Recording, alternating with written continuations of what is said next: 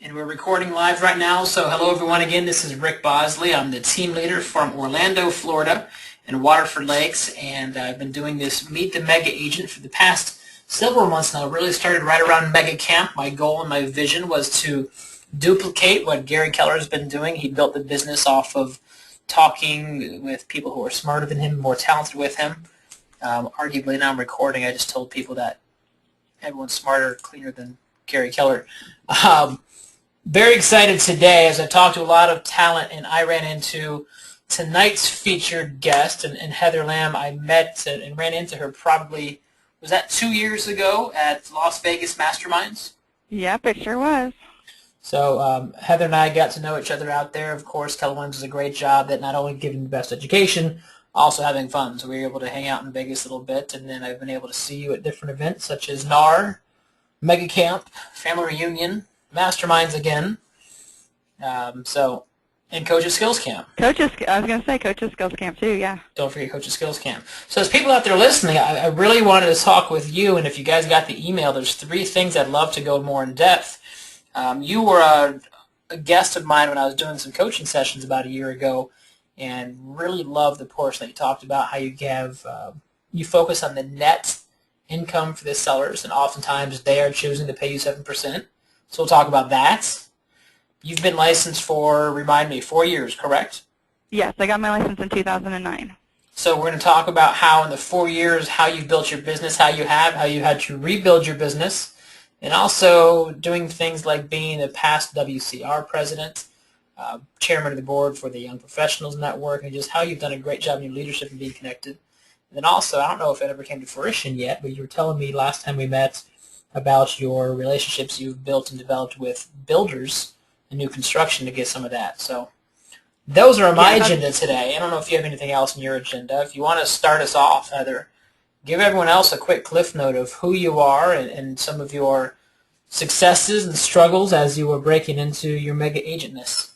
Sure, no problem. Well, like I said, I got licensed in 2009. I was the 2010, I was the Rookie of the Year for my office and was runner-up for our region as Rookie of the Year.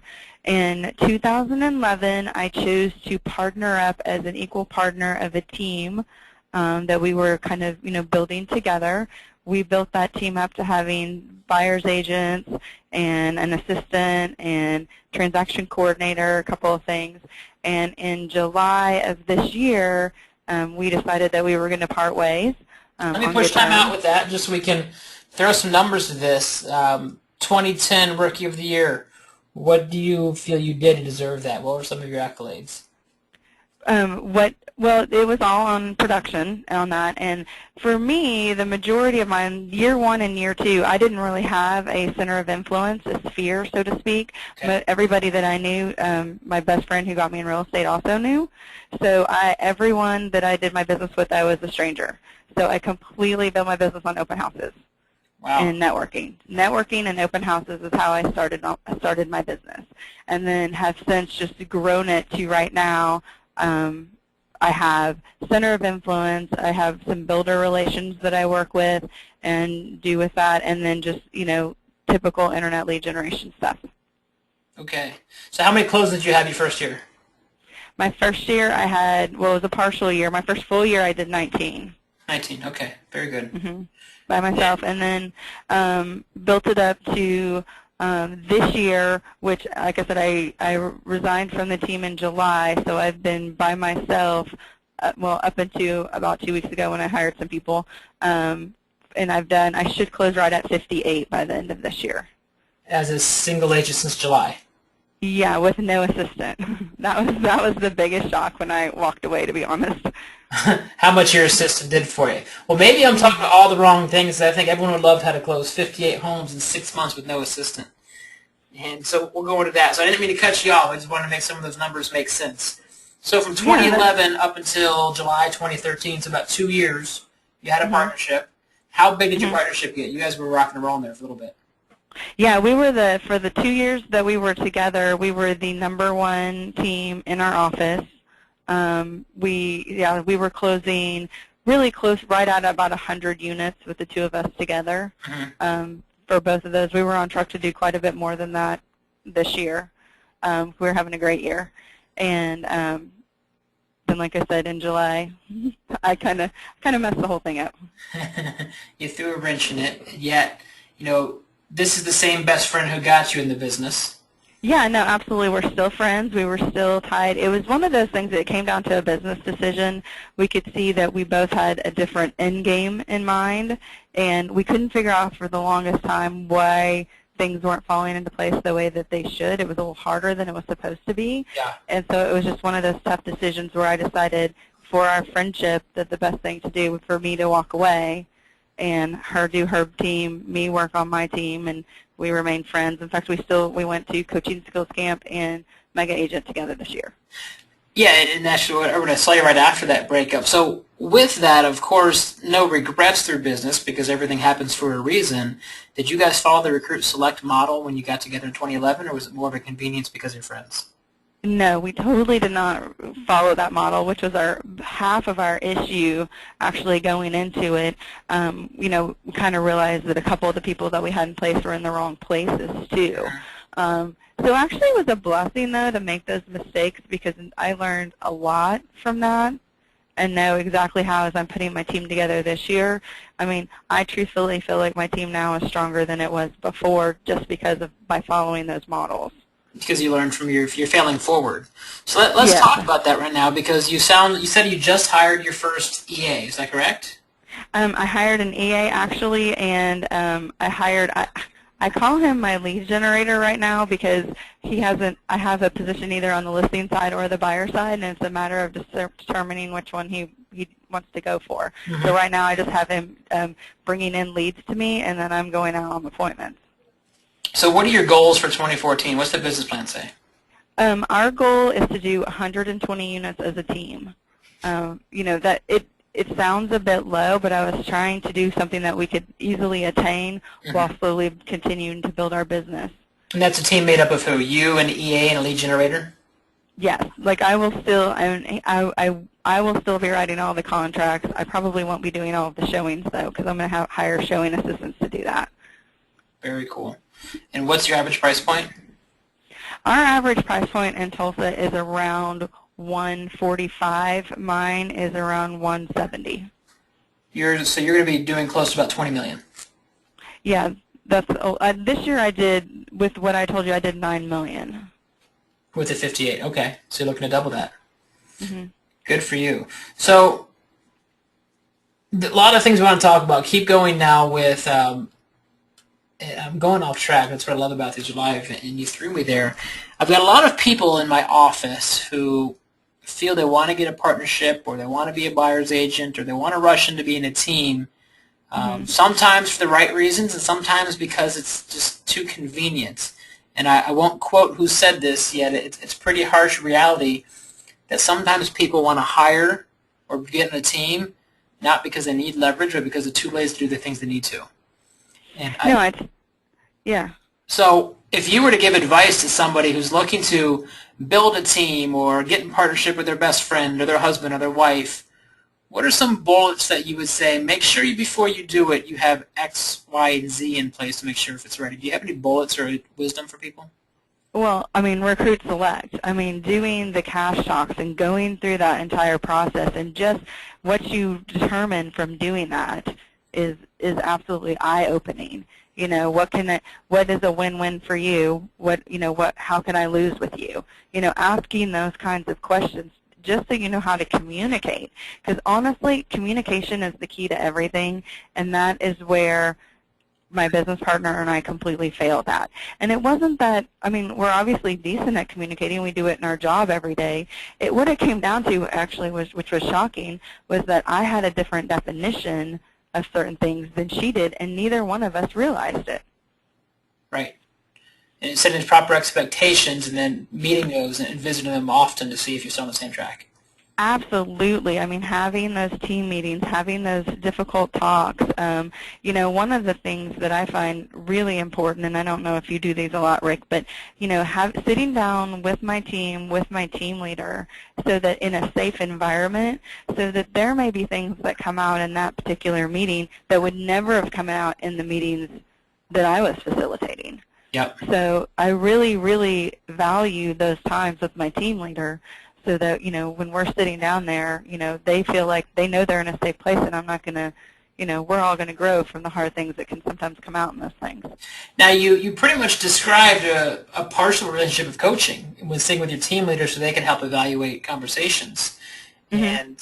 And going, looking at your history of success, being in a partnership, top agents, breaking the partnership off, and within 6 months being a top agent again. And Cash, I imagine, and I trust is going to be right next to you, neck and neck. Oh yeah, no, she's doing awesome. I mean, her team, the administrative assistant we had in place is just doing awesome with her, and I'm sure she'll probably be the #1 team in the office with our new team, this year. Yeah. So there's a bold law says real estate is simple, it's not easy. Do you believe that?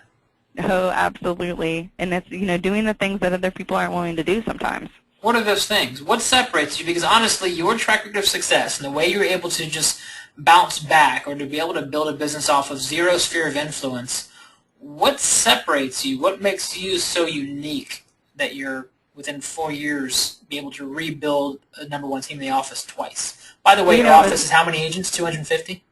Yeah, about 250, and we have 2 market centers. We have a market center and 2 business centers. Yeah, so that are all attached to us. That's no joke. So what separates you? For me, it's about, I've done bold every year, so I'm really big on making those contacts. It's just going out, maybe putting yourself in the positions that you need to be in front of people and building relationships. And that just happens to be a skill that I'm very good at, is building relationships. So I focused on that because it was easy.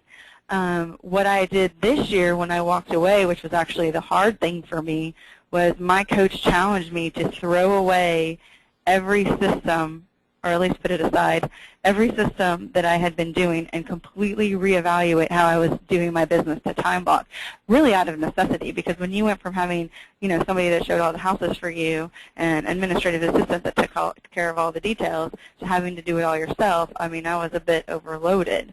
So I really had to time block my day really, really carefully so that I was doing certain things at certain times of the day and not getting distracted. So what is your typical day time blocked for? What could I expect to see? If you had a webcam, we could take a look at it. I don't know if you do or not, but what does your calendar look like? Well, mine's a little bit different because I do have kids at home, so usually the whole early in the morning lead generation's a little bit more difficult for me, so I just made it work. So I come in the morning, and that's when I kind of do my paperwork, feel like I've caught up from anything that I'm doing, before. And then I really like to lead generate right around like the lunchtime through about 2 o'clock. If I can be in the office making phone calls that time, that's what makes me the happiest, because that's when I can make my calls, talk to people. It's a little backwards than what you hear everybody else say, but it's what works for me. And then usually, late afternoon and evenings is when I make my appointments. So from 12 to 2, you do your lead generation? Yes. So Gary Keller said... And I count part of that 12 too. Sometimes it might be going to lunch with a vendor. Yep. So it's not making the phone calls. I'll make the phone calls when I get back to still get my full touches in. But I do count that as part of it because I'm pretty strategic. I have a lunch day just about every day. I'm pretty booked up with that. Wow. And it may be with a client. It may be with builders. It may be with lenders. Okay. It's whoever I need to stay in touch with so that I'm building those relationships so that when they have a referral, they send them to me. So the unique part about being successful with that time block is if you're doing all the paperwork, returning emails, we often fall into a rut of being a firefighter. How do you stay disciplined to not let your morning problems overtake your afternoon lead gen? You just have to. I mean, once you get the mindset of when you're doing what you're doing, it kind of becomes simple because, I find myself trying to get distracted and then I'll just pull it right back in like, oh, wait, that can be answered in 2 hours. Just as easy it could be answered right now. Have you always been that way? Probably. That sort of discipline? I mean, when it comes down to it, I do have 4 kids, so there's that part of me that just learned how to be organized because I had out of necessity. Yeah. Love that. So you said it when you went through bold of making the contacts. You said it's about building relationships, going to lunch, making the contacts. It sounds like that's how your business is built, by just sheer numbers, do you have a conversion rate that you shoot for, or a certain number of conversations you shoot for every day, or is it more of how many hours? What's your barometer of success of a great lead generation day? Well, if I don't have 10 good conversations in a day, then I'm not doing my job. I mean, 10 is like simple in my mind, the way that I'm looking at it. So if I can push it to 20, you know, when I see that I'm out of whack as far as my numbers aren't showing or whatever, that's when I'll ramp it up even more. And, you know, I really started it simple. Like I'd go to lunch with, you know, a vendor or a client, and then I write them a thank you note when I'm done. And that gave me at least an action item that I could be doing when I wasn't busy. This was at the beginning. Just to stay in touch with them and just start building those relationships. And, you know, that's how I got my entire builder side locked in, was on one relationship that I built by going to lunch, staying in contact with them, you know, showing them a value. And I ended up with the biggest, I'm the listing agent for the biggest builder here in Tulsa. Well, that's one of the big bullets that I want to learn more about, because development, new construction is coming back with a vengeance, especially in Central Florida here. So I've got a lot of agents who would just be loving to understand how to do that. And we've got people on the call. My furthest traveler is actually from Canada and also England. So I don't know if they're on here today, but it's pretty cool. We're international.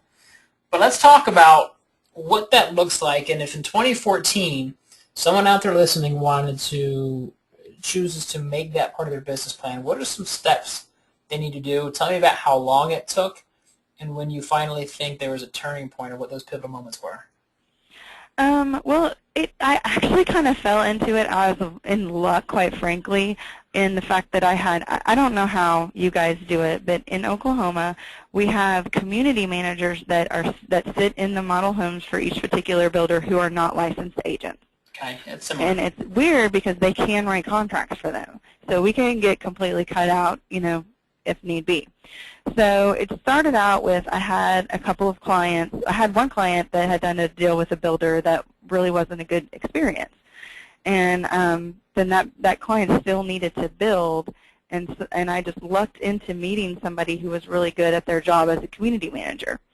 And I realized pretty early on that by building this relationship with this person, my job was way easier. Because when I would convert a new, especially, you know, somebody in that price point, instead of immediately starting to show them existing homes, I would call this community manager and say, hey, what specs do you have on the floor, on the ground right now?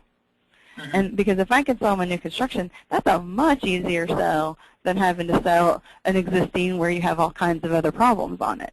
And then you have somebody else helping you take care of it.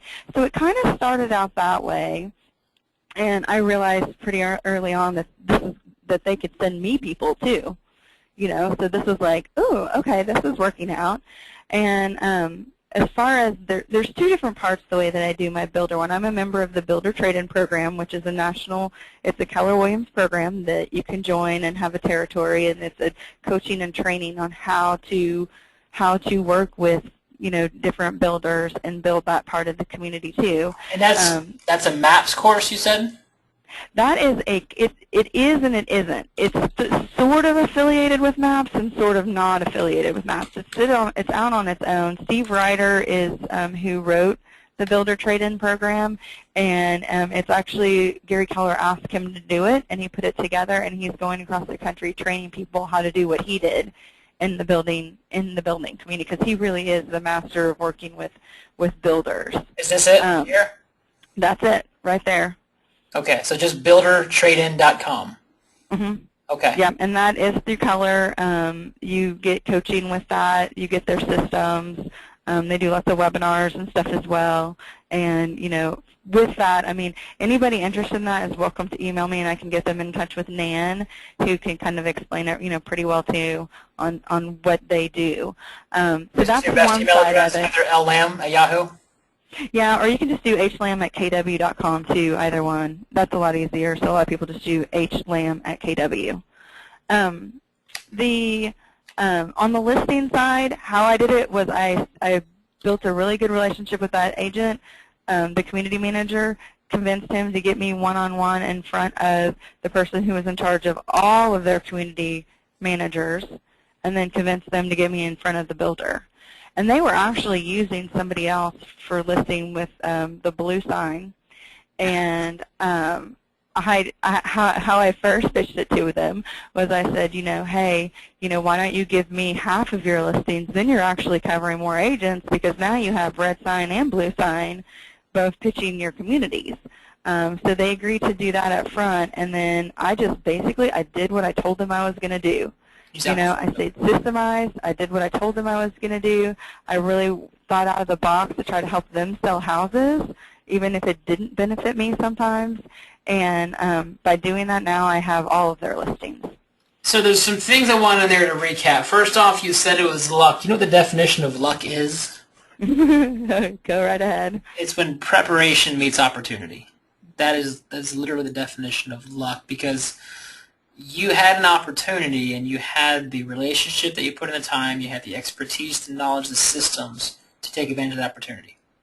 So preparation, opportunity, yes, right time, right place. And had you not been the person you are or had the systems you are, you would have failed at that opportunity, correct? Probably so, yes. And had you not built a relationship with that builder, opportunity would never come.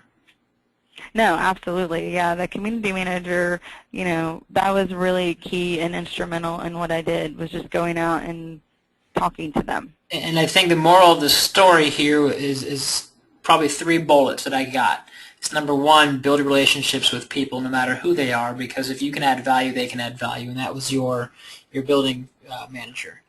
Number 2, come from contribution and add value, and the value was not choose me over the blue sign. It was, why don't we have more agents so you can have more people? And then number 3 was coaching, and you're big into coaching, and I want to kind of take that in the next segment as we wrap this up. As we finish up this building now, is this something that's duplicatable, or is it really just such a unique, rare opportunity? What do you think if people wanted to duplicate that? What's their first step they should go out and do?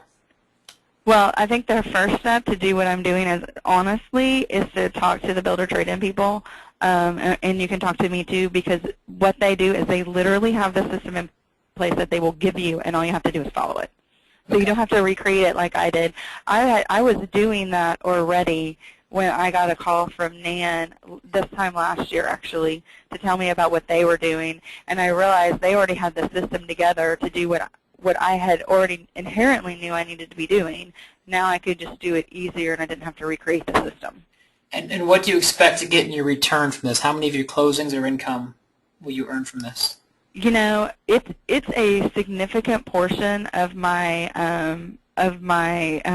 closings, and I really expect it to even bump up next year. I mean, I would not be surprised if literally 50% of my business is coming from that builder side. So $300,000, about $10 million. Yeah, like it's pretty big, and what I found is, I mean, it's getting one. I have a listing that I got from one of that now I've picked up a buyer. Then that buyer may end up buying that listing, and then that person is buying a new construction house. Listings leads leverage, makes your business go round. Yeah, like, you're getting business that came from your listing, but that listing really came from this, So when you really go back 2 or 3, it's going to end up being a significant portion, I think, of my business next year. Fantastic. Now, moving on, unless something else we can talk about that, you mentioned that a lot of your business is built off networking right now. And obviously that's how you and I met, because you go to more events as an agent than most team leaders do. In fact, I'm always out of town, and you're paying your own dime, your own ticket for networking and education. Tell me of what you've gained by going to things such as Bold every time it comes into town, and Coach's Skills Camp, which 300 people out of 80,000 go, and you are probably one of 10 agents. Is that somebody twists your arm, or what do you get out of that, or what makes you so different in being learning-based as you are? Well, when it comes to Coaching Skills Camp, it's something that I'm passionate about anyway. I love helping others. So that was something that I actually looked into it a couple years ago, and my team leader had never gone, so she was like, let me go first, see what it's like, and I'll come back and tell you if I think you'll like it. So she came back and told me she liked it. So I actually registered for it. This year I registered. It'll be my 3rd year. So my first year, which was 2 years ago, and I ended up going by myself. My team leader ended up having to back out, so I actually went to that one completely by myself. Last year, I went with my ex-business partner. We both went together, and I saw you there, and then I'm already registered for next year, too. Awesome. So as far as, now I'm sorry, I forget exactly what your question was. Well, Yeah, maybe rephrase it because it was kind of vague and roundabout, just get your perspective. But oftentimes I hear agents who will say, I don't have time to do it, to walk me away from my business. My business can't handle itself. It's not worth the investment because I just did blank. I'm not going to bold again because I just did that 6 months ago. Yet you find time. Are you doing it strictly because you enjoy getting away, or what value do you bring back from that? Well, they're twofold. I mean, obviously, if you can go and build a relationship with somebody while you're at family reunion, they're obviously going to think of you when they have referrals coming their way.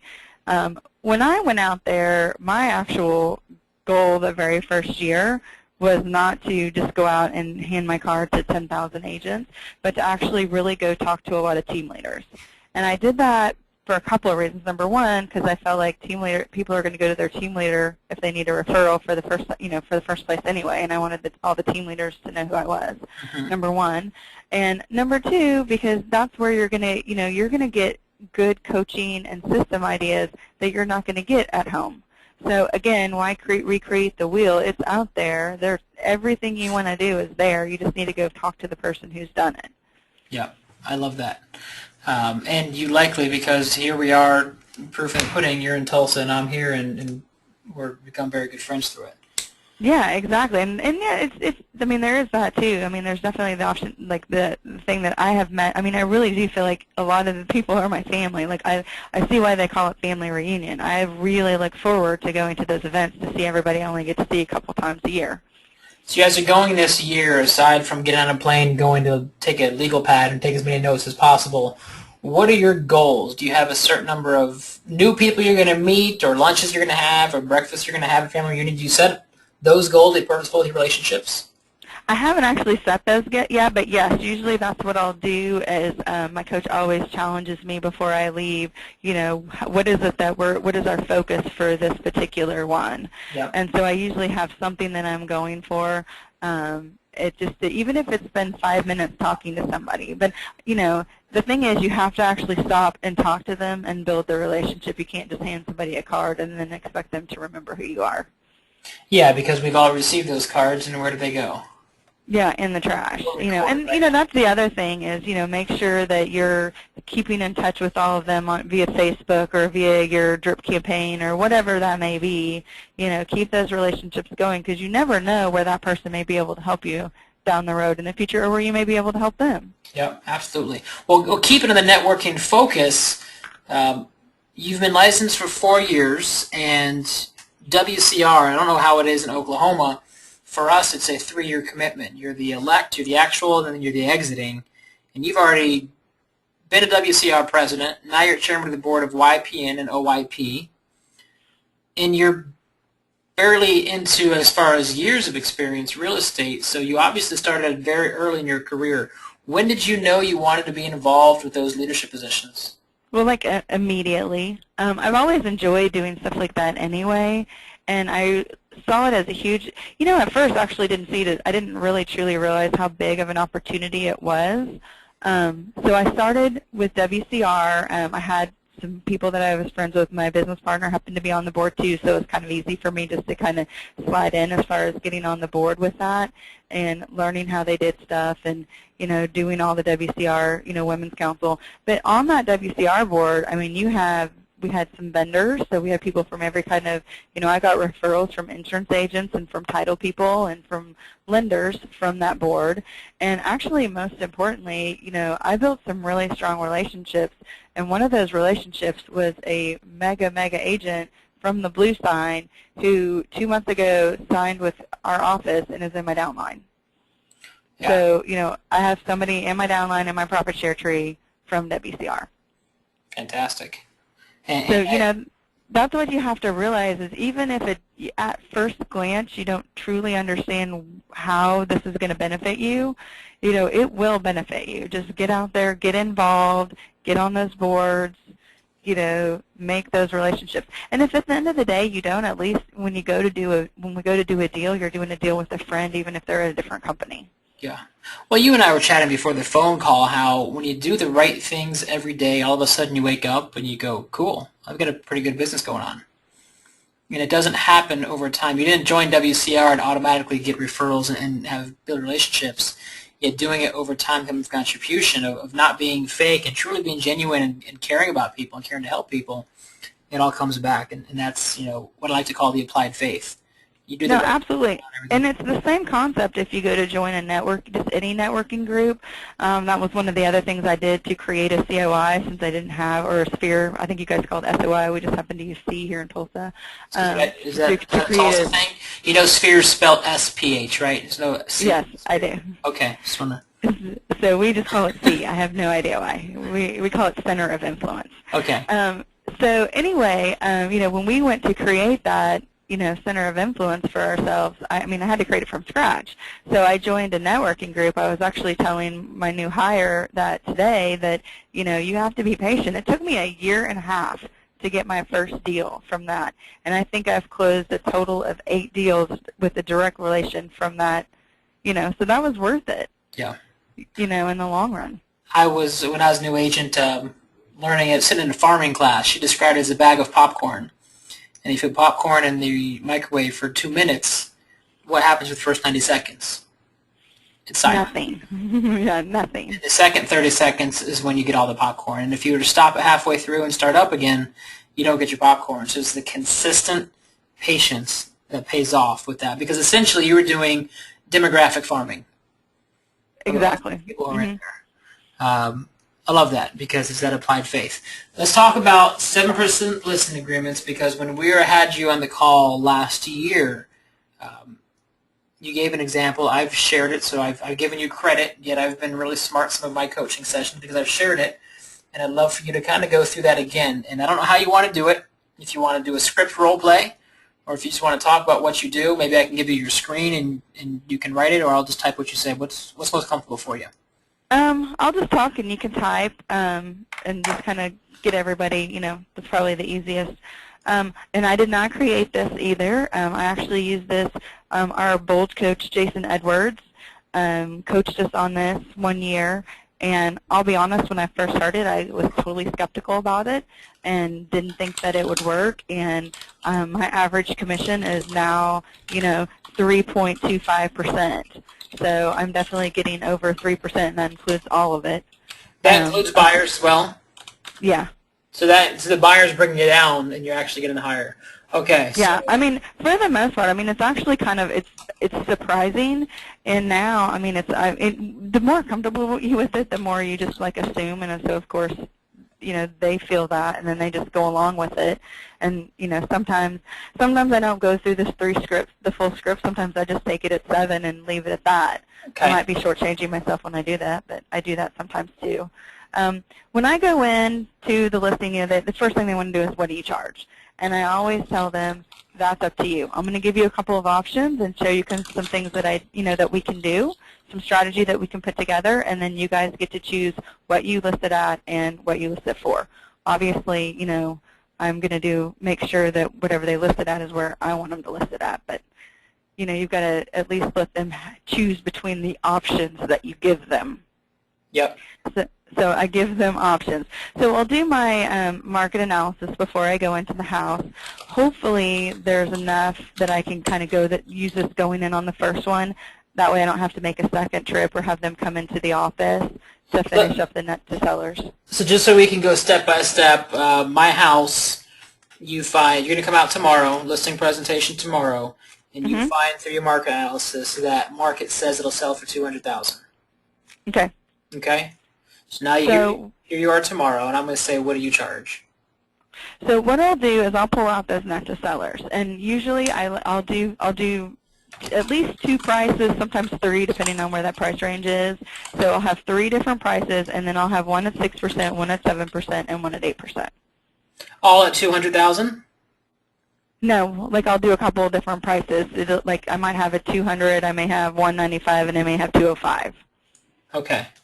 Got it. So just depending, it kind of, that's, you have to kind of, you'll kind of have a good feeling of where that they need to sell it for, because I've already done my pre-listing, so I know how much they owe on their property. So I ask them how much they want to net from it. I've already done all this before I show up at their house. Okay. So when I go through those, what I'm going to, what my script is at that point in time is, what I explain to them is that I'll work for any of these. It's completely up to you which one you choose for. And you have to be genuine about that part. You have to, really be coming from the point that it really doesn't matter which one that they choose when they choose it, because they're going to feel that. Well, So, I think that's important to really stress on, because I've heard some people say this is kind of silver, gold, platinum, and if you pay me this much, then you get this much more marketing. You don't do that? no, I tell them up front, I will work for any of these. And the reason why that they would choose to do this is to offer a bonus to the other side. Okay. And, by offering a higher commission to the other side is a psychological game. Because, if they can sell this house for 3% next door, but they can sell your house and get paid 3.5%, which house do you think that they're going to want to ship? Which house do you think that they're going to want to sell? Okay.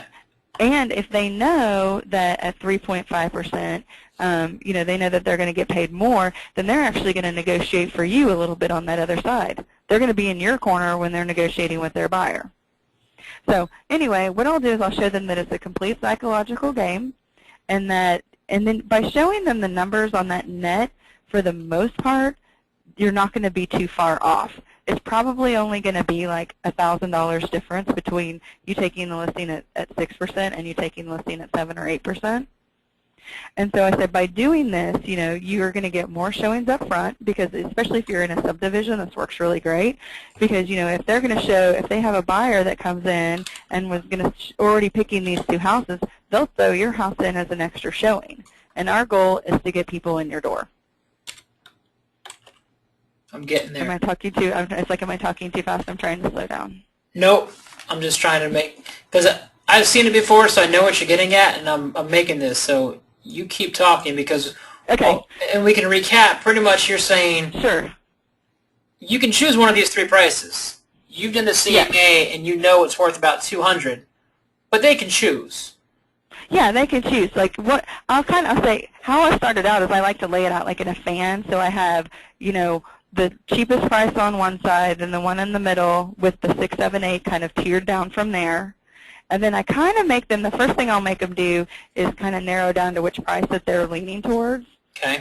These are my 3 suggestions that I think you should price it at.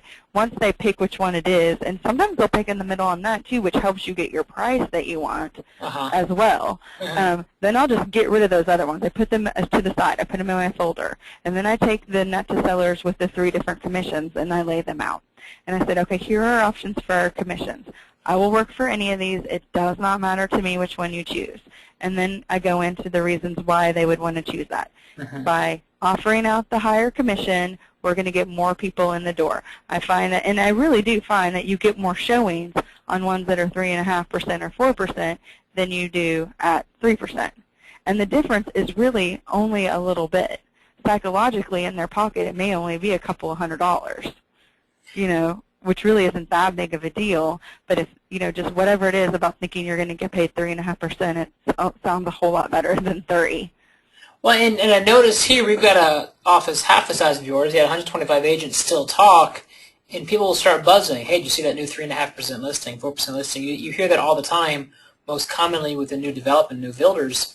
Yet they almost promote the listing for you because it's that deal out there. It's that bonus.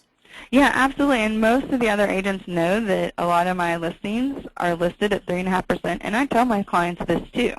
Most of them know, the majority of the people do choose to go ahead and pick one of the other ones. And the other agents know this, so they're wanting to sell my listings. They look for my listings. Right. So tell me about the objection you might get, because if I'm a seller, I'm going to go, yeah, you know what, that sounds great. I would love to have a buyer go 3.5%. So let's do it at 6.5%. You take 3, and then the buyer takes 3.5%. And I've had that happen once or twice, but quite frankly, honestly, it hardly ever happens. Because that's kind of what I assumed was going to happen up front too. I don't think it's ever happened to me. I think it's only happened to Kasha once. In all the times that I've done it, they don't ever say that. And usually what I'll say is, I ask that we at least try at one of these 2, and I'm a genuine when I say, if this doesn't work and we're not getting any showings and we need to reduce the price, we can also reduce the commission at that time. And I've done that as well too. I've held my word. When they call back, a lot of times they forget, and they don't even, I'll reduce the price and don't have to reduce the commission, and that's happened a couple of times. But for the most part, if once or twice, if we're so tight and they need to net something else, I got a chance to try. It didn't work, so, that's usually all I ask is that opportunity. Right. And for them, they see a difference of $6,000, but they get that house sold a lot quicker, and with more buyers comes more of an auction typically, effect.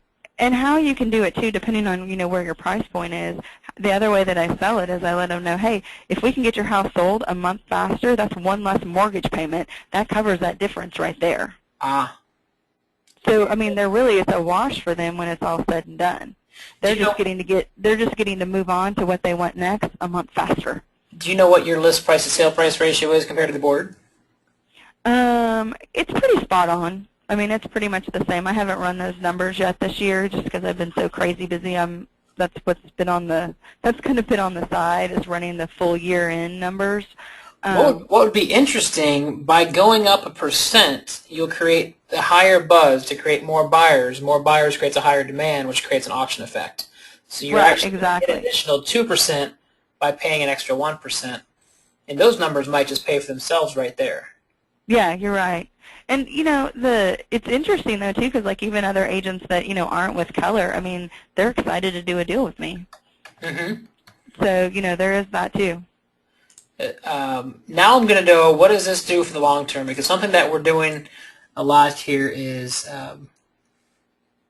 kind of looking at your business as a real business. And the great analogy that I heard last week, I was on the phone call, Craig Delahoy said, if I owned a bookstore and I had 50 books and my place flooded and I had 20 of them I had to throw away and I closed 30, I'm not going to celebrate. I'm going to say, shoot, I lost 20 books, right? It's obvious. I have a waste. Yet we look at our business and you close 53 homes and sometimes we're going, wahoo, I closed 53. Yet in real estate, we don't think about where are we falling short with conversions or with price points. What is our waste? Because we don't see a waste like a bookstore owner would see a wet book. We just celebrate and high-five the ones that actually did sell. No, absolutely. And, numbers are everything. And that is definitely my goal for next year is, putting together a couple of new systems with some spreadsheets that my new EA is doing for me. And that's all we're focusing on is numbers and conversions, and especially when you're doing your internet stuff. I mean, because that's a total numbers game when you're doing anything with Craigslist or Tiger Leads or any of those things. Yep. It's a difference of GCI, of what an average agent who always settles and does discount brokering of doing 275 versus you're at 325 with your volume. It's a difference of $100,000. And it's pretty simple. And like I said, you have to come from the point of view. And some people will take the 7% and they don't want to use the script and they want to keep the difference for themselves. I look at it as long-term payoff, building relationships with other agents. So I've always split it. Well, if you do that, you almost lose the whole catch. So you're saying people want to take 4 for themselves and 3 for the buyer? Yeah. Because then you lose the whole hook. The whole point of it is to attract more buyers.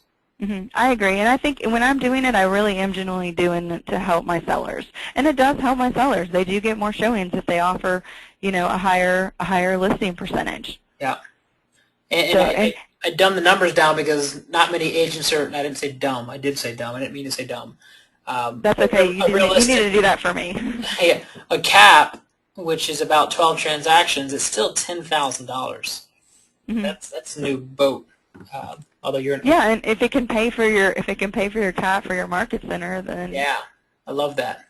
Yeah, awesome. We've got about 10 to 15 minutes left and a handful of people on here right now, and I want to give you guys an opportunity to dive more in depth about anything we've talked about, from how do you get involved with WCR, what's the first thing I've got to do with hiring somebody, or more involved with this. So if you guys want to talk, please jump in there. I want to talk with you in the meantime, if anybody's going to write in, about your coach. Okay. When did you first hire your coach? I hired my coach actually at Family Reunion in 2011, and I actually still have the same coach that I had back then too. Okay, and what coaching program are you in? I'm in MAPS. The Mastery? Mm-hmm. Okay. Mastery. What would you say, that's an investment of $1,000 a month, so $12,000 a year investment. Mm-hmm. What is the return on your investment? And you might not have an actual tangible number, but what are you getting from it that you're choosing to still have the same coach? And why would anybody listening to this phone call need to look at coaching? Well, I chose to have the same coach because he really can control me, so it works pretty good. Because he's figured out now how to make me listen to him, so that's a really big accomplishment on his part.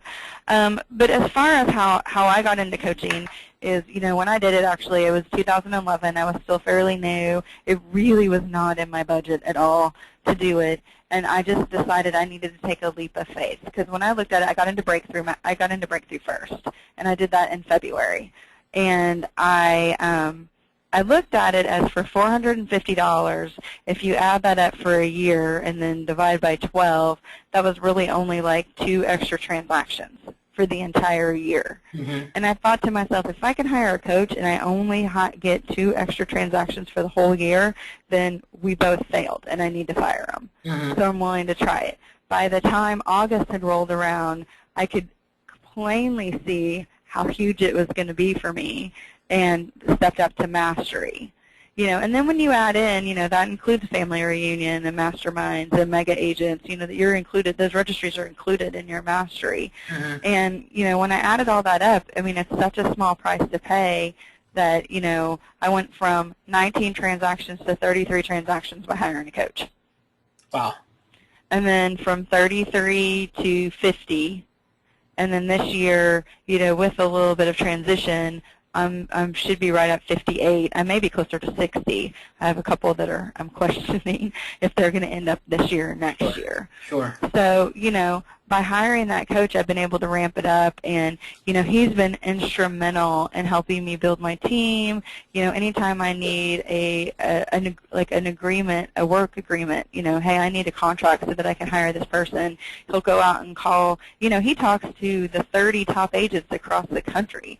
So he can glean things from each one of those and then bring them back to us and give us ideas that we can all do to tweak our business to make us all better.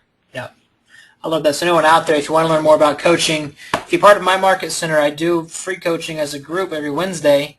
If you're a capper, I do coaching on Friday, and I'm in MAPS myself, and I'd encourage you to look into that, because for me, like you said, not only do you hear from people who've been there, done that, they're talking to people who are doing it better than us, and it's a network that you just get connected.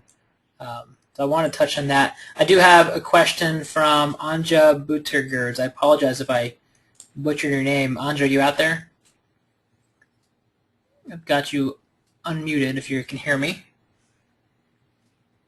And she must not be able to. So she had asked, when you show the net sheets, do you go into detail like taxes, mortgage payments, etc., or do you keep it simple and just deduct the commission? Usually I will go into one up front. We'll usually just get into the commission, and then I go a little bit deeper into it, because the other thing that I like to explain to them is their escrow account, because that is not included. You're doing your prepaid taxes on there because it's going to have to go on the HUD for your, prorated. Mm-hmm. And a lot of times that'll make the biggest difference in the amount that they need to net. Because all I'm ever focusing on, and we didn't really talk about this metric, is I'm focusing not on it doesn't really matter what your house sells for. In the end, it really matters, what your check is going to be at closing. So in order for me to help you, meet your goals and get what you need, if I know what that number is, then we can work backwards to make that happen for you. Starting with the end in mind, do you have, for everyone on here, I've got their emails, an example of your net sheet that you use, that way they could duplicate it? Could you email it to me?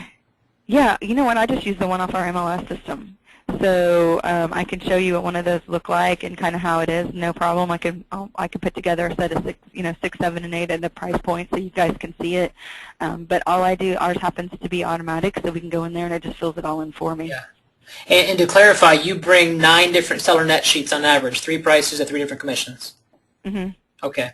And it's 6, but yeah. This is pretty cool. She had technical difficulties because she's in Germany, so I think it's about... Yes, 6 or 9 of them, because sometimes I'll just bring 2 prices. I usually, if the 3 is the magic, because most of the times people will pick whatever's in the middle, because they don't want to look like they're cheap and they don't, they don't want to overpay. Yep. So if you bring the full 9, then usually you're going to get the price you want and the commission you want. Yep. Sometimes that isn't really feasible. So even if you just bring 6, it's fine. Yeah. Well, and, oftentimes I hear people and they say the objection they get is so-and-so will do it for 5%. And now you're taking a step up and saying, forget even the 6%ers. What do you say when they say, well, so-and-so told me it's a seller's market and buyers are coming out of the woodworks anyway to overpay or to get close to listing price. So why do I need to advertise a higher listing price if it's already a seller's market? Well, there's a couple. Is it a higher listing price or a higher commission? Higher commission. Higher. Yeah. Okay, I just want to clarify. And are you saying at 6% or 7%? Well, I interviewed someone from so-and-so company, and they told me they do it for 5, yet you're telling me to do it for 7. They shared with me it was a seller's market, so there's plenty of buyers out there. So is it really necessary that I pay even an additional 1 to 2% when they can do it for 5? And that's where at least we're a little bit lucky, is we're in a balanced market here in Tulsa, so I don't have to have that objection very often. Okay. But how I would attack that, so to speak, is I just kind of explained to them, well, again, it's completely up to you, but we're going to get more showings. The more showings that we get, the higher price you're going to get. And if we can bump that price up by getting multiple offers because it is a seller's market, on that, then you're probably going to recoup that, and just in that itself. Because the ultimate goal is just to get people in your door. Okay. And the more people in your door, the more opportunities we have for offers. And so multiple offers is going to get you what you want. You're going back to help them focus on the, not so much the results, but the actions that happen. Mm-hmm. and they cannot help but agree that, yes, you'll have more showings with it 7% than you will at 5. Yeah, and you're going to have more showings, and I can prove that. And by doing all that, I can show you, and it really is true. I mean, if you're going to have a seller, if you market at 5, you're probably going to have less showings because you're going to offer out less to the other side, and nobody was going to want to show that house. Yep, I love that. As we're going through and wrapping up here, you obviously are one of the most networked people I know. Who do I need to be talking to? Who needs to be on my calendar to speak to of the upcoming year? And, maybe I'll have to think about that, Rick. I wasn't expecting that question. Can you hook me up with some names a little bit? Yeah, no, I'll think about that. I'll get you some good names that you can talk to. And what is your goal for next year as far as what you want your webinars around? It's a Meet the Mega Agent series. Anyone who's hitting out the park in any sort of arena. I've had Aaron Kaufman on there as the #1 recruiter. I've had Lori Ballin as the lead generator, Michael Manley as the lead converter. People who grow teams, people who own offices. So anybody who's hitting out of the park in their niche or their arena, I'd love to talk to them. Okay, well, let me think about that, and I'll get you some people hooked up. Fantastic. In a couple of weeks, tentatively, everyone out there, because he's got to check it out, Joey DeSane's looking to clear his schedule. He might have some business coming in.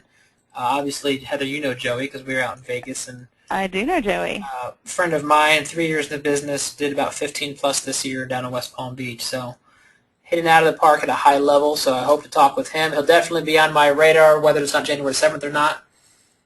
What is the question, or what have I not talked to you or asked you that I should have? I think you did an awesome job. I think you did a great job. It was perfect. Perfect. Close to perfection, never quite there. I feel almost I apologize because we did go all over the place. I hit my big bullets, yet you've got a plethora of things that I could probably keep going, from your open houses to building a sphere of influence or center of influence. So I appreciate you being on there. Everyone else who's watching this right now, you can find these on my YouTube page. And in fact, somewhere on there, I couldn't find it, is your interview I did with you last year. I forget when that was. But it's about listings, and I think more so in depth with a couple other database on there. So if you guys are watching this and want to jump on, I've got all sorts of videos and trainings and old webinars on here. You can take a look. Heather, appreciate you so much. Thank you, Rick. It's been awesome talking to you, and if I don't before then, have a Merry Christmas and Happy New Year. You too. You too, and thanks everybody. And if anybody wants to find me on Facebook, feel free and send me a message so I know where you found me. Yeah, what's your Facebook tag? I'll find you here real quick. Yeah, yeah. You better find me because you won't be able to spell my maiden name. It's Heather Vobornik Lamb. You tagged me on yours earlier, so I kind of figured people maybe could find me that way. Yeah. Let's see. Heather Vobornik. That's me. There you go. So find you right there. Yep, there's Yep. the tag. Awesome. Okay, well, appreciate everyone for being on here. Have a great closing out. Focus on your business plan and your goals and your mindsets for 2014. It's going to be important that you guys, you know your goals just like she did, and you visit them often with a coach, with an accountability person. Oh, I didn't talk about that. Heather, do you role play with people? Yes, I do actually. You know, that was something I kind of fought for a while, and I'm really actually embracing scripting completely this year. I love it. How often or who do you do it with? I've been, right now, I'm doing it, we're doing actually this thing in Tulsa called The Heat Is On, and every Monday and Tuesday from 9 a.m. to 11, we script and role play for about 30 or 45 minutes, and then we make phone calls until 10:55, and then come back and talk about our successes. Wow. And we did it for the entire month of December. Love it, and you got results. Oh, yeah. Oh, my. It's actually been surprising. Surprise! You do the work and it works. I know. Awesome. Well, I appreciate you much. Everyone out there, have a great holiday, and I will talk to you guys on January 7th in the new year. Don't forget it's going to be at 3 o'clock, not at 5. So 3 o'clock Eastern. We're changing it up to help people who have some families and obligations. So 3 o'clock Eastern, January 7th. Maybe with Joey, maybe not. It'll be a surprise. Wish I would have seen you guys. Take care.